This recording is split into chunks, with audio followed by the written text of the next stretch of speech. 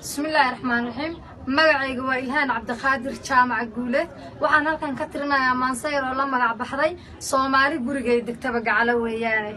gobolaysi ma ogoli oo runta geedi dheer gelisay qofka gaar u baxayo ma xumaha goobayo Soomaali gurigay degtaba gacalo weeyaan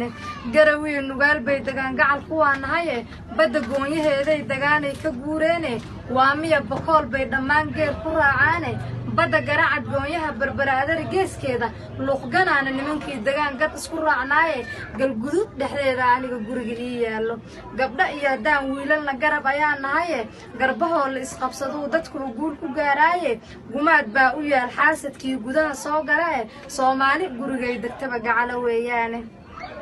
Soomaali gurigay degtaba gacalo weeyaan afartaas wax lama gaagaxshay gowma kaga siiyay afar kalena waan go'anayaa aniga iyo garankayga geesiyada mas'uulkan u diray hadal la gaagaaban gurmadkiyo wanaagay galaan waan garanayaaye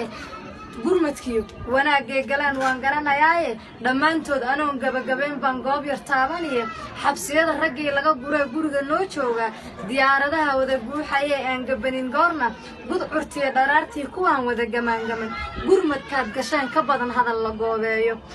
gurmadkaad gashaan ka badan hadal la goobeeyo gobolada dhan baad marteen gabi ahaantoodba geeridu xaq weeye maxaa gada idin diiday Soomaali gurigay degtaba gacalo weeyaan maxaa loo go'doonsho dhulkaas garabna loo siinin